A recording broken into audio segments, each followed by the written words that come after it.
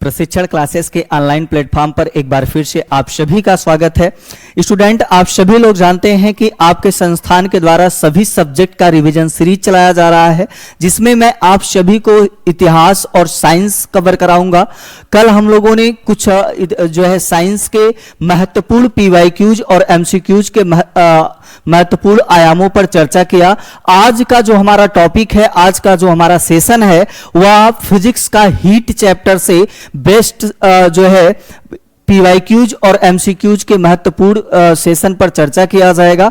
आइए चलते हैं अपने प्रश्न पर और एक एक प्रश्न को विधिवतपूर्ण सॉल्व किया जाएगा, उसके महत्वपूर्ण आयामों पर चर्चा किया जाएगा, कैसे प्रश्न बनते हैं, कैसे प्रश्न बन सकते हैं आरआरबी एनटीपीसी के एग्जाम में, इस पर भी चर्चा किया जाएगा। चलिए, प्रश्न कह रहा है ऊष्मा का वह रूपांतरण जिसमें माध्यम की आवश्यकता नहीं होती है।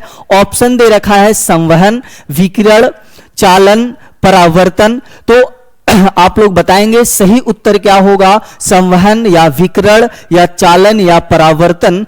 तो ऊष्मा का वह रूपांतरण पूछा है कि जिसमें माध्यम की आवश्यकता नहीं पड़ती है। मैं आप लोगों से इन बातों पर चर्चा कर रखे हैं कि ऊष्मा का जो संचरण होता है वो 3 विधियों से होता है। कौन कौन सा था, चालन, और दूसरे की अगर बात किया जाए तो संवहन, और तीसरा कौन सा था तो विकिरण था। और हमने बताया था कि जो चालन होता है इसका प्रयोग कहां पर किया जाता है, ठोस में। संवहन जो है द्रव और गैस में प्रयोग किया जाता है। और वहीं पर विकिरण के लिए बताया था कि इसे माध्यम की आवश्यकता नहीं पड़ती है। तो क्या इस ऑप्शन में कहीं विकिरण है? तो ऑप्शन नंबर बी विकिरण है। तो हमारा सही उत्तर क्या हो जाएगा, ऑप्शन नंबर बी हो जाएगा। चलिए अगले प्रश्न पर, किस तापमान पर सेल्सियस और फ़ारेनहाइट बराबर होते हैं? कौन कौन से सेल्सियस और फ़ारेनहाइट बराबर की बात कर रहा है? -273, -40, सी कह रहा है 0 और ऑप्शन नंबर डी कह रहा है 100। तो सही उत्तर बताइए और आप लोग और कमेंट बॉक्स में लिखेंगे। और इस पर हम लोगों ने चर्चा भी किया था कि kelvin, degree Celsius, Fahrenheit, rumour का एक संबंध भी बताया था, जिससे हम लोग जो है न्यूमेरिकल्स भी सॉल्व किए थे। जब मैं आप लोगों को हीट टॉपिक पढ़ा रहा था, थ्योरी पढ़ा रहा था, और बताया था कि -40 डिग्री जो होता है यह फ़ारेनहाइट और सेल्सियस में क्या होते हैं, बराबर होते हैं। तो सही उत्तर क्या हो जाएगा, ऑप्शन नंबर बी हो जाएगा। चलिए अगले प्रश्न पर चलते हैं। थर्मामीटर का आविष्कार किसने किया था? न्यूटन, गैलीलियो, पास्चर या जूल, किसने किया था थर्मामीटर का जो है आविष्कार? तो इस प्रश्न का सही उत्तर होगा गैलीलियो थर्मामीटर का जो है आविष्कार किए थे। बाकी न्यूटन, पास्चर, जूल जो है ये रॉन्ग ऑप्शन है। अगले प्रश्न पर, ऊष्मा का मात्रक कैलोरी किसकी बात कर रहा है? कैलोरी और जूल के बीच संबंध क्या है? ऊष्मा का मात्रक जो कैलोरी होता है ये कैसा मात्रक होता है? तो हमने बता रखा है आप लोगों को सीजीएस मात्रक होता है। वहीं पर जूल की बात किया जाए तो ये कैसा मात्रक होता है? एसआई यूनिट होता है। और हमने ये भी बताया था कि 1 जूल बराबर कितना कैलोरी होता है और 1 कैलोरी बराबर कितना जूल होता है। वही प्रश्न आप लोगों के सामने है। 1 कैलोरी बराबर 4.2 जूल, 1 कैलोरी बराबर 2 जूल, 1 कैलोरी बराबर 10 जूल। अगला ऑप्शन कह रहा है 1 कैलोरी बराबर 0.5 जूल। तो इस प्रश्न का सही उत्तर हो जाएगा ऑप्शन नंबर ए, 1 कैलोरी बराबर 4.2 जूल होता है। अगला प्रश्न कह रहा है अधिकतम तापमान मापने वाला यंत्र कौन सा है? अधिक से अधिक तापमान को मापने वाला यंत्र कौन सा होता है? कह रहा है clinometer, pyrometer, thermometer, barometer. Barometer के द्वारा आप लोग वायुमंडलीय दाब मापते हैं और थर्मामीटर की बात किया जाए तो शरीर का तापमान मापते हैं। बचा कौन सा है? पायरोमीटर। तो पायरोमीटर के द्वारा हम लोग क्या मापते हैं? उच्च तापमान मापते हैं। तो इस प्रश्न का सही उत्तर हो जाएगा पायरोमीटर। ऑप्शन नंबर बी हमारा क्या हो जाएगा, सही उत्तर होगा। यह प्रश्न कह रहा है ठोस से द्रव में बदलने की प्रक्रिया को क्या कहा जाता है? हम लोग ठोस से द्रव में बदलते हैं अवस्था परिवर्तन आप लोगों को पढ़ाया था, और द्रव को किस में बदला जाता है, गैस में। फिर गैस को आप किस में बदल सकते हैं, द्रव में बदल सकते हैं, और द्रव को भी किस में बदला जा सकता है, ठोस में बदला जा सकता है। इस प्रक्रिया को क्या कहते हैं, जब बर्फ जल बनता है तो उस प्रक्रिया, ये क्या होता है, बर्फ ठोस होता है और जल अगर बात किया जाए लिक्विड होता है, तो इसे क्या कहा जाता है, गलन कहा जाता है या गलनांक कहा जाता है। और जब द्रव किस में बदलता है, गैस में बदलता है, तो इस प्रक्रिया को क्या कहते हैं, क्वथनांक कहा जाता है। क्या कहा जाता है स्टूडेंट, क्वथनांक कहा जाता है, क्वथनांक कहा जाता है। और गैस से जब द्रव में बदला जाता है तो इसे क्या कहा जाता है, संघनन कहा जाता है। और जब हम लोग द्रव से ठोस में किसी वस्तु को बदलते हैं तो इस प्रक्रिया को हिमीकरण कहा जाता है। क्या कहा जाता है, हिमीकरण कहा जाता है। और जब डायरेक्ट ठोस से किस में बदला जाता है, गैस में बदला जाता है, तो इस प्रक्रिया को ऊर्ध्वपातन कहा जाता है। और एक प्रक्रिया और होती है जो कि गैस से डायरेक्ट किस में बदली जाती है, ठोस में बदली जाती है, और इस प्रक्रिया को निक्षेपण कहा जाता है। क्या कहा जाता है, निक्षेपण कहा जाता है। और ऊर्ध्वपातन और निक्षेपण के दोनों के उदाहरण सेम होते हैं, जैसे नेफ्थलीन हो गया, आयोडीन हो गया, और कपूर हो गया, अमोनियम क्लोराइड हो गई। ये सभी किसके उदाहरण होते हैं, ऊर्ध्वपातन और निक्षेपण के होते हैं। इस प्रश्न का सही उत्तर क्या होगा, जब हम लोग ठोस से द्रव में बदलते हैं तो इस प्रक्रिया को क्या कहा जाता है, मेल्टिंग पॉइंट कहा जाता है या गलन कहा जाता है। तो हमारा सही उत्तर हो जाएगा ऑप्शन नंबर सी। अगला प्रश्न कह रहा है, जल का अधिकतम घनत्व किस तापमान पर होता है। हमने आप लोगों को पढ़ाया था, जल का असामान्य जो है प्रसार बताया था कि संसार के सभी द्रव जो है कैसे व्यवहार करते हैं और जल कैसा व्यवहार करता है।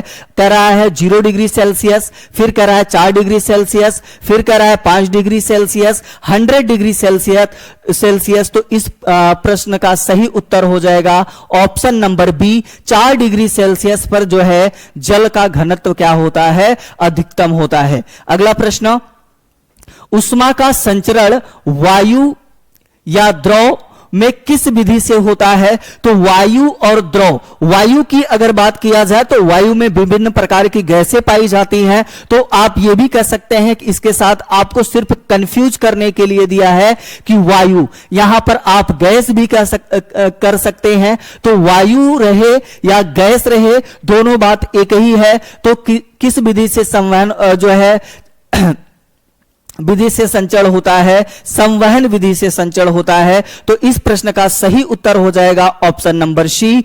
चलिए चलते हैं अगले प्रश्न पर। कह रहा है थर्मल विस्तार किसके कारण होता है। थर्मल विस्तार किसके कारण होता है, कणों के गति में कमी, कणों की गति में वृद्धि, फिर कह रहा है द्रव्यमान में वृद्धि, आयतन में वृद्धि। तो सही उत्तर आप लोग बताइए। इस प्रश्न का सही उत्तर होगा ऑप्शन नंबर बी, कणों की गति में जब वृद्धि होती है तो क्या होता है, थर्मल विस्तार का जो है का कारण बनता है। अगला प्रश्न, थर्मस फ्लास्क उसी से संबंधित है। थर्मस फ्लास्क में उष्मा हानि को कम करने के लिए किस विधि का प्रयोग नहीं होता है। यानी जब थर्मस फ्लास्क में उष्मा की हानि होती है तो कौन सी विधि का प्रयोग नहीं करते हैं। परावर्तन का होता है, चालन का भी होता है, संवहन का भी होता है, किसका नहीं होता है, संलयन विधि का प्रयोग नहीं करते हैं। तो इस प्रश्न का सही उत्तर क्या हो जाएगा, ऑप्शन नंबर डी हो जाएगा, संलयन विधि का प्रयोग नहीं किया जाता है। प्रश्न कह रहा है निम्न में से कौन सा उष्मा का अच्छा चालक नहीं है। हमने चालक पर बात किया था, सुचालक पर बात किया था कि उष्मा के कौन से अच्छे चालक होते हैं या सुचालक भी कहा जाता है, और कौन कुचालक होते हैं। जिसमें उष्मा आसानी से उष्मा का प्रवाह हो सके उसे सुचालक कहा जाता है, और जिसमें उष्मा का प्रवाह आसानी से नहीं हो पाता है उसे क्या कहा जाता है, कुचालक कहा जाता है। तांबा दिया है, कॉपर दिया है, लोहा एल्युमिनियम और कांच। अगर हम बात करें इस प्रश्न का सही उत्तर क्या होगा, तो ऑप्शन नंबर डी होगा। ऊष्मा का प्रवाह आसानी से तांबा में भी होगा, लोहा में भी होगा, एल्युमिनियम में होगा, लेकिन कांच में नहीं होगा। तो इस प्रश्न का सही उत्तर क्या हो जाएगा, कांच, यानी ऑप्शन नंबर डी।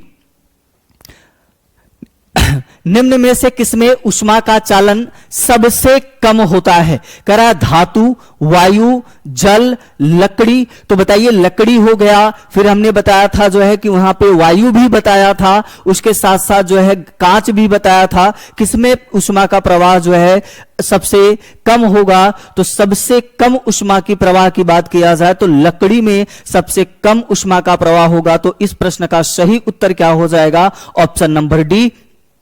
अगला प्रश्न, जब कोई पदार्थ जलता है तो वह किस रूप में ऊर्जा देता है? यांत्रिक ऊर्जा, विद्युत ऊर्जा, ऊष्मा ऊर्जा या फिर ध्वनि ऊर्जा। तो कोई भी पदार्थ जब जलता है तो किस रूप में ऊर्जा देता है? ऊष्मा ऊर्जा के रूप में ऊष्मा ऊर्जा देता है। तो इस प्रश्न का सही उत्तर क्या हो जाएगा, ऑप्शन नंबर सी हो जाएगा, जो है ऊष्मा ऊर्जा।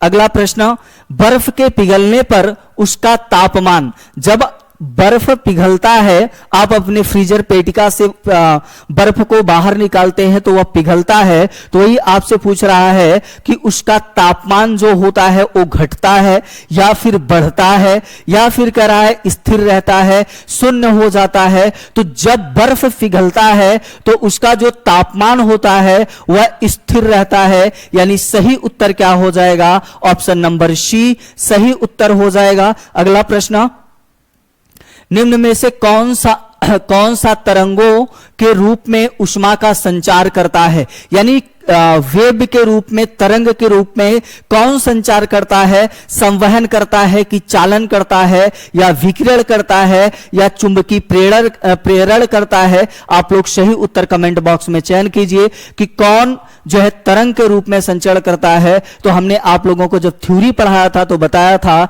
जो है ये कैसा संचरण, कौन विकिरण जो है वो कैसा संचरण करता है, वेव के रूप में, तरंग के रूप में करता है। तो सही उत्तर क्या हो जाएगा, ऑप्शन नंबर सी हो जाएगा।